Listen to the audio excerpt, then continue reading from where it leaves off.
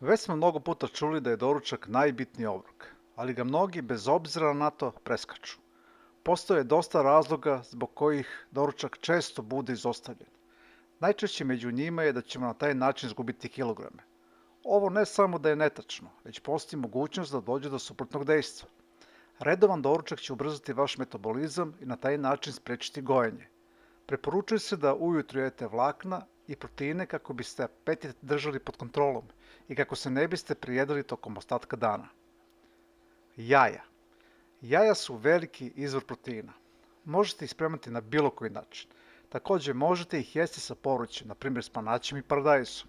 Ovaj obrok će učiniti da dugo imate osjećaj sitosti, povećate dobar holesterol i uticat će pozitivno na vaš vid. Drugi predlog je voće.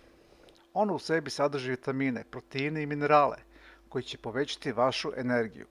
Možete napraviti voćnu salatu ili ga jesti odvojeno. Za koju god opciju da se opredelite, nećete pogrešiti. Bilo da su u pitanju pomoranđe, mandarine, jabuke, banane, grejp, maline, trešnje ili jagode, unićete potrebnu količinu hrane da ne ogladnite do ručka. Voće se također preporučuje jer je želudac nakon spavanja prazan i ono mu mnogo više prija nego neka kaloričnija hrana.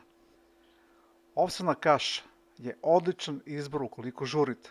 Brzo i jednostavno se sprema, a u sebi sadrži beta-glukon koji pozitivno utiče na imunitet. Ako želite da unesete više proteina, spremite sa vodom umjesto sa mlekom. Bogata je antioksidansima i dobro utiče na zdravlje srca i krvni pritisak. Nemojte preskakati doručak i budite sigurni da ćete se osjećati bolje i zdravlje.